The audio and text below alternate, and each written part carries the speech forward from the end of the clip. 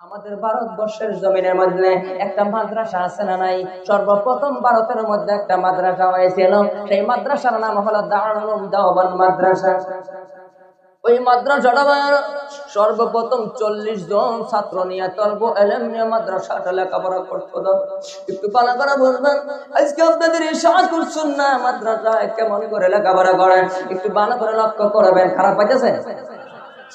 ওই মাদ্রাসা ভারতবর্ষের জমিনে যে ব্যক্তি তৈরি করেছিল, যেই জায়গাটার এরিয়াটা, যেই মাদ্রাসার এরিয়াটা ছিল, বিশ্ব নবী মায়ার নবী আমার আঙ্গুলের ইশারা দিয়ে জায়গা দেখাইয়া দিয়েছেন। জোরে কান সুবহানাল্লাহ। নবীজির আঙ্গুলের ইশারায় যেই জায়গায় ভারতবর্ষের জমিনের মধ্যে এত বড় একটা মাদ্রাসা হয়ে গেছে। মুসলমান, আপনাদের এই বাংলাদেশের জমিনে বড় মাদ্রাসা আছে না নাই? আছে। কেমন করে মাদ্রাসায় লেখাপড়া করে একটু বাস্তবে তুলে ধরলাম। বলবো, কাশেম নানতুবি রাহমাতুল্লাহ আলাইহি ওই মাদ্রাসার সর্বপ্রথম বড় মাওলানা ছিলেন। 40 জন ছাত্র নিয়ে মাদ্রাসা লেখাপড়া করাই দেন একটা ডালিম গাছের নিচে।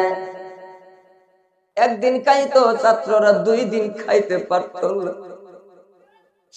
মাওলানার বিবি কাশেম নানতুবি রাহমাতুল্লাহ আলাইহিকে ডাক দিয়ে বললেন, ও স্বামী গো, যদি আজকে খাবার জোটাইতে না পারো, মাদ্রাসার তলব এলাম ছাত্রগুলো না খায় থাকবে। স্বামী গো, আপনি যান, কোন জায়গায় পাবেন খাবার পাবেন, আপনি খাবার নিয়ে আসেন।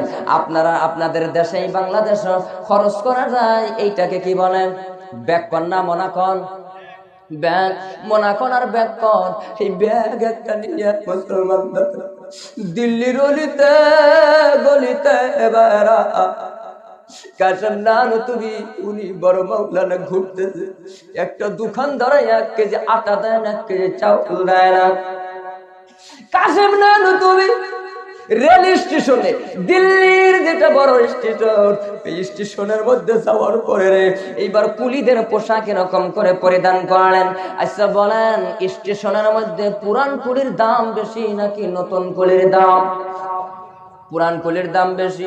কাশেম নানতুবি মাওলানা শুধু মাদ্রাসার তলবুল উলুম ছাত্ররা খাবে এর লাগিয়া নিজে কুলির পোশাক পরে দিল্লির স্টেশনের মধ্যে দাঁড়ায় আছে। কিন্তু সব গাট্টি টোপলা যা ছিল গো, সব পুরান কুলিগুলো মাথায় করে নিয়ে নিয়ে চলে যায়। কিন্তু কাশেম নানতুবি মাওলানা সব দাঁড়ায় আছে, একটা গাট্টি পর্যন্ত নাই। এমন সময় লক্ষ্য করে দেখে একটা ইংরেজওয়ালা মানুষ বিশাল বড় একটা গাট্টি নিয়ে আসলেন, বিশাল বড় একটা টোপলা নিয়ে আসলেন। ওই টোপলাটা 10-12 জন কুলি টোপলাটা উঠাইতে পারে না, আঙ্গাইতে পারে না, উঁচা করতে পারে না। কাশেম নানতুবি মাওলানা দূর থেকে লক্ষ্য করেছে, ওই টোপলাটাই আমি নিয়ে যাব, এই টোপলা নেওয়ার পরে আমি টাকা নিব রে, তারপরে মাদ্রাসার তলবুল উলুম ছাত্ররা খাবে। ওই ইংরেজের সামনে যে বলছেন, স্যার আপনার টোপলাটা আমাকে দেন। ইংরেজ বলছে, বেড়া 10 জন কুলি উঁচা করতে পারেন নাই, আর তুমি একা এই টোপলাটা কিভাবে তুমি উঁচা করবে? রাতে মাওলানা কাশেম নানতুবি বলে, ও বাবা রে, যদি টোপলাটা আমাকে দাও, যে কয় টাকা দিবা ওই টাকা দিয়ে আমার মাদ্রাসার তলব আলেমদেরকে আমি খাওয়াবো। ইংরেজ বলছে, যাও, তুমি যদি টোপলা নিতে পারো তোমাকে টোপলা দিয়ে দিলাম। আমার আল্লাহ কত ভালোবাসে, কোরআনের পক্ষে যারা থাকে আমার আল্লাহ বললেন, এই ফেরেশতারা দেরি করিস না, ওই যে দেওবন্দের জমিনে, দিল্লির জমিনে তাকে দেখতে যেটাই আমার বান্দা কাশেম নানতুবি একা একা ওই টোপলাটা উঁচা করতে পারবে না, তুলতে পারবে না। কয়েকজন ফেরেশতা চলে যাও, কাশেম নানতুবি বিসমিল্লাহ বলে টোপলাটা যখন ধরছে ফেরেশতার মাধ্যমে, কাশেম নানতুবির মাথা দিয়ে টোপলাটা ফেরেশতা উঁচা করে রাখছেন। এরকম করে চলে যাইতেছেন। কিছু দূর যাওয়ার পরে ইংরেজ মনে মনে বলেন, আরে এত বড় গাট্টি, এত বড় একটা টোপলা নেই, কাশেম নানতুবির মাথায় করে কিভাবে নিয়ে আসে আমি একটু দেখবো। পিছনে তাকায়া দেখে কাশেম নানতুবির মাথায় তো গাঁঠি নাই, 1 হাত উপর দিয়ে গাঁঠি যাইতেছে। কোরআনের ভালোবাসায় একা দুপুর দিয়ে গাঁটটি যায়, গাঁটটি নিয়ে গেলেন মুসলমান দাদারা আমার। ওই দিন ছাত্রগুলো খাইলেন, না খাইয়া থাকলেন না। কিছুদিন পরে বিবি বললেন, স্বামী গো, আজকে যদি দিল্লির জমিন থেকে আটা না নিয়ে আসেন আর এই বাচ্চাদেরকে খাওয়াইতে পারবো না। কাশেম নানতুবি বড় মাওলানা দিল্লির মার্কেটে যখন চলে গেলেন, দিল্লির মার্কেটে যায় কত দোকান খুঁজে কেউ বাকি দেয় না। সকাল থেকে নিয়ে গো সন্ধ্যা পর্যন্ত খুঁজতেছেন কিন্তু পায় না। এমন সময় না পাওয়ার কারণে মনটা বেজার করে চোখের পানি ছেড়ে দিয়ে দেওবন্দ মাদ্রাসা থেকে রওনা হয়ে গেলেন। যাইতে যাইতে যাইতে যাইতে যুবক ভাইরা একটু বলেন, আপনাদের এই কুষ্টিয়া মহেশকুন্ডি বাজার এই জায়গার মধ্যে আপনারা তরমুজ বলেন নাকি বলেন?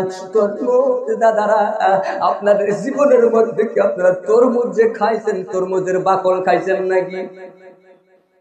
কাশেম নানতুবি বড় মাওলানা লক্ষ্য করে দেখে বিশাল বড় একটা ডাস্টবিনের কাছে কাছে অনেকগুলি রে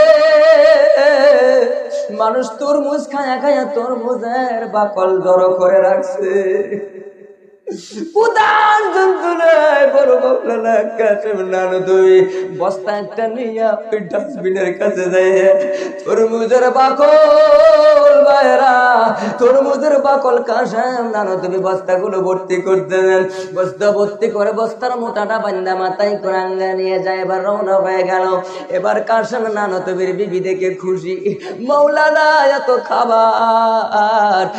খাবার নিয়ে আসলেন, বস্তা নামাইলেন। এবার মাওলানা বলতেছেন, বিবিরি এইগুলো খুলিয়া বাচ্চাদের জন্য খাবার তৈরি করুন।